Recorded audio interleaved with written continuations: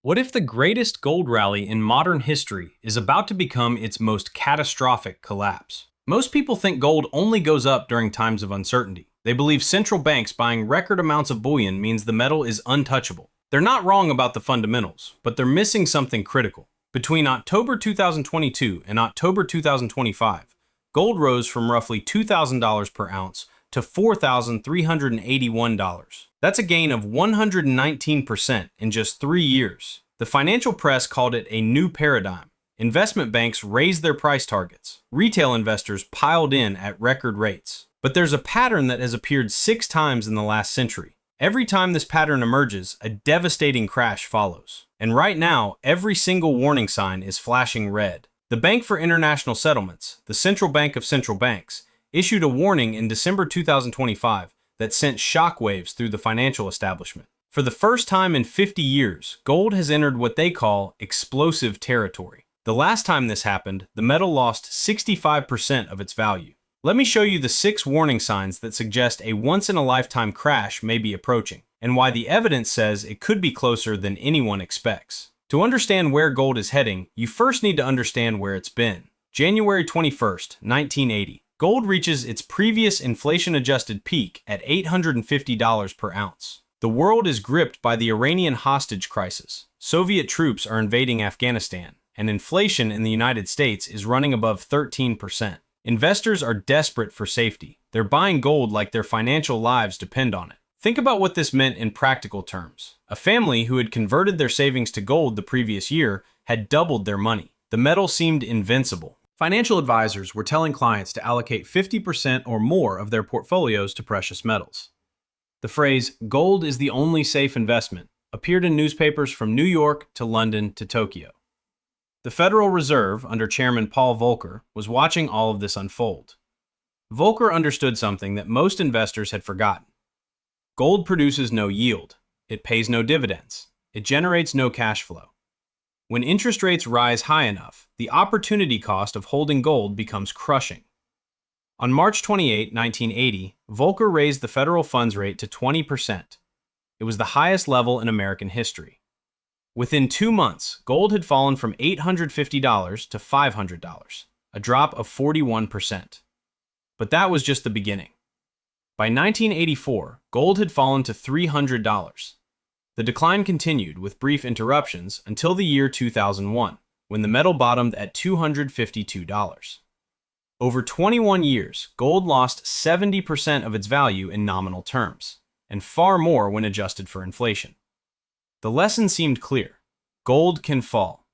Gold can fall catastrophically, and gold can fall for decades. Then came September 2011. Gold reached a new high of $1,921 after the global financial crisis and years of quantitative easing. The narrative was identical to 1980. Central banks were debasing currencies. Inflation was the only possible outcome. Gold was the only protection. By December 2015, gold had fallen to $1,045, a decline of 46% in just over 4 years. The crash followed the same pattern as 1980. A euphoric peak, a Fed policy shift, and a devastating collapse. Now the question becomes, is 2025 different, or is the same pattern repeating for a third time? The usual explanation for gold's current rally focuses on inflation fears and geopolitical uncertainty. These explanations aren't wrong, but they miss the hidden architecture that actually drives gold prices, and that architecture is now showing dangerous stress fractures. Warning sign 1. The explosive price acceleration that precedes every major crash. Gold's price behavior in 2025 matches a specific mathematical pattern that technical analysts call parabolic advance. Between January and October 2025, gold rose from roughly $2,700 to $4,381. That's a gain of 67% in 10 months.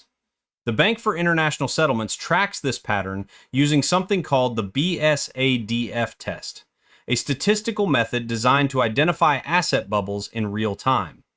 In December 2025, BIS analysts reported that gold had entered explosive territory for the first time since 1980. Think about what this means.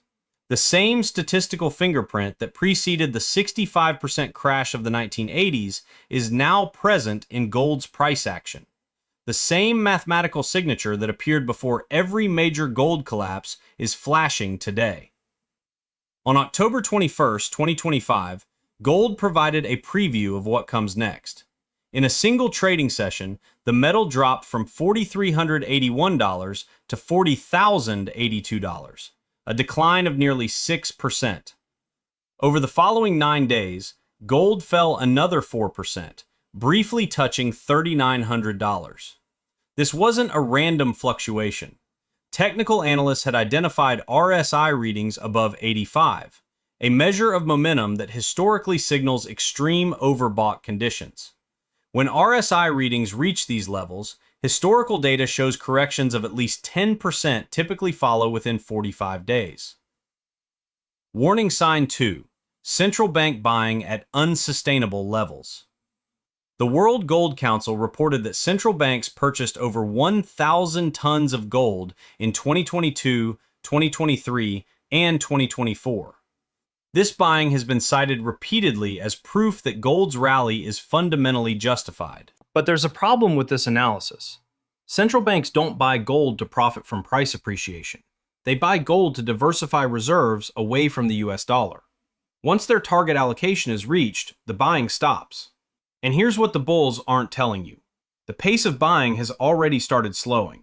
In the first half of 2025, central bank purchases reached 415 tons, on pace for roughly 830 tons annualized. That's a 17% decline from the 2024 rate. Poland led buying with 67 tons. China added just 19 tons in the first half, a fraction of its 2023 and 2024 pace. Now compare this to history. In 1999, European central banks announced the Central Bank Gold Agreement, a coordinated plan to sell portions of their gold reserves.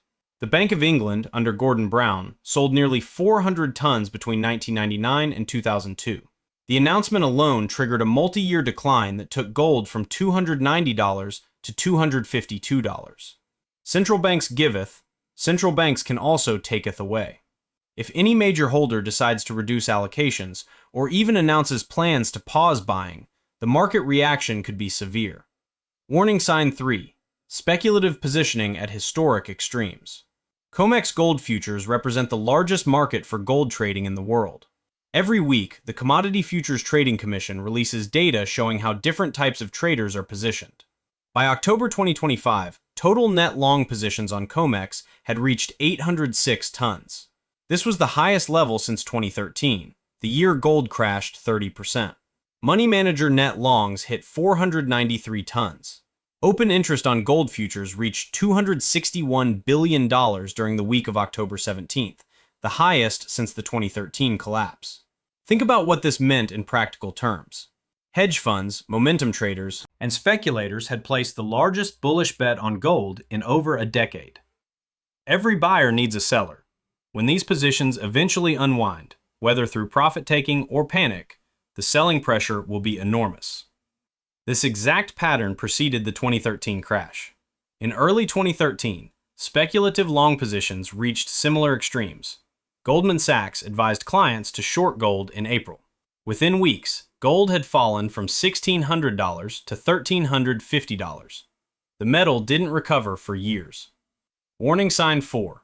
The breakdown of gold's relationship with real interest rates.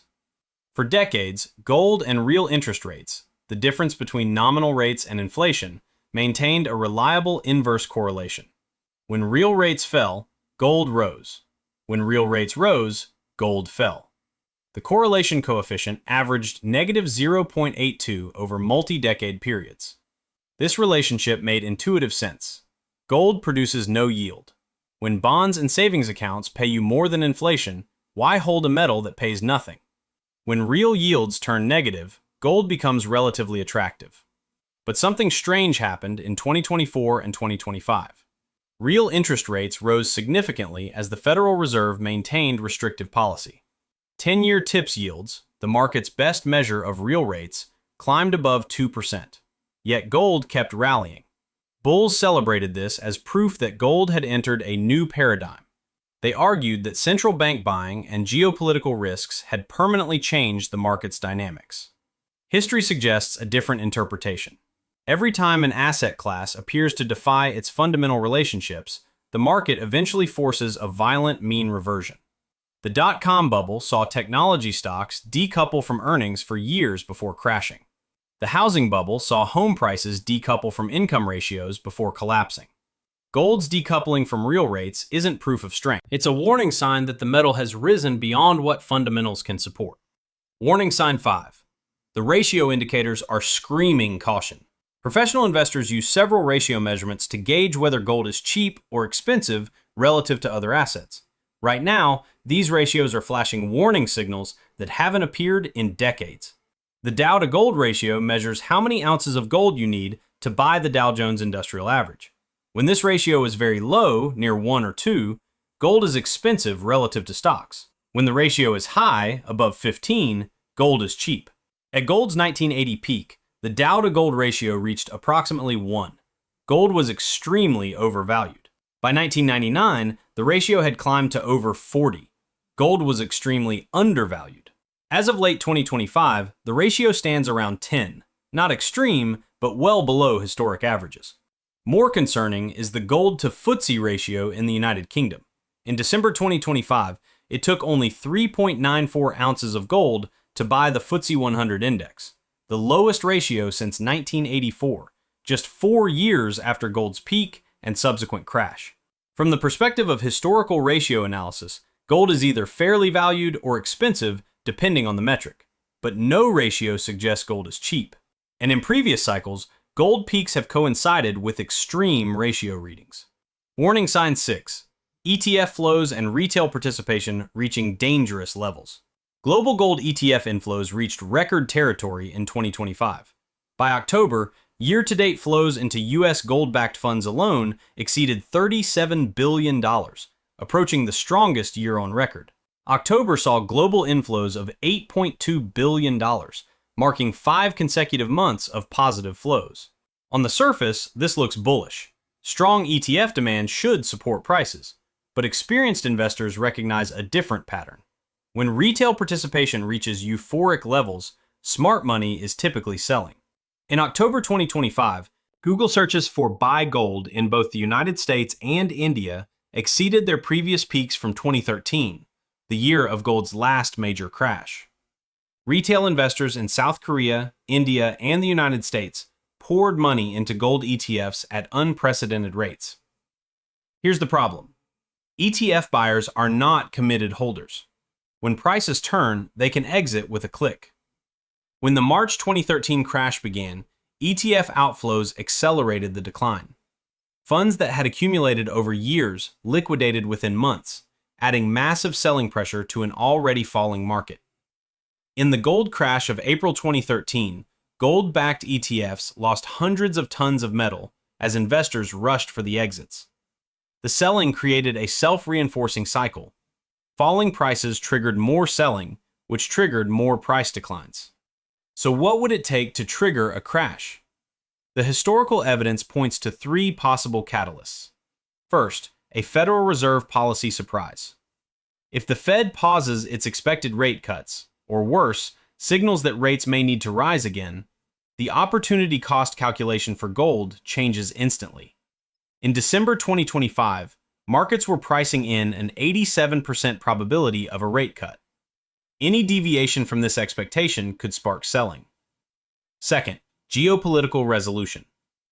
Gold's recent gains have been powered partly by safe haven demand from the Russia-Ukraine conflict, Middle East tensions, and US-China trade disputes. If any of these situations moves toward resolution, even temporarily, the premium embedded in gold's price could evaporate rapidly. The October 2025 mini-crash coincided with reports of progress in US-China trade discussions. Third, central bank policy shift.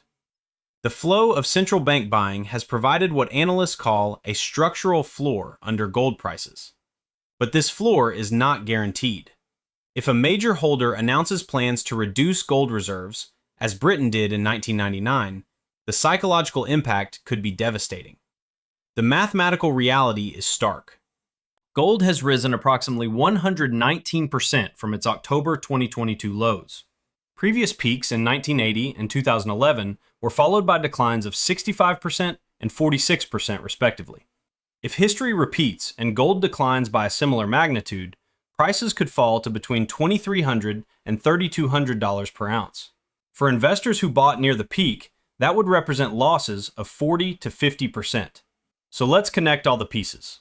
Gold has risen at a pace that statistical models identify as explosive, the same pattern that preceded the crashes of 1980 and 2011. Central bank buying, while still strong, is decelerating. Speculative positioning on COMEX has reached the highest levels since the 2013 crash. Gold's traditional correlation with real interest rates has broken down, a warning sign that the metal has risen beyond fundamental support. Ratio indicators show gold at expensive or fairly valued levels compared to stocks and other assets. And retail participation has reached euphoric extremes that historically mark major peaks. None of this means a crash is certain. Markets can remain irrational longer than investors can remain solvent, as the saying goes. Gold could rise further before any correction begins. Central banks could accelerate buying. Inflation could spike. Geopolitical tensions could escalate. But the pattern is unmistakable. Every major gold peak in modern history has been preceded by these exact warning signs. Every crash has followed the same basic template: euphoric buying, extreme positioning, a breakdown in fundamental relationships, and then a catalyst that triggers the unwind. The Bank for International Settlements doesn't issue warnings lightly.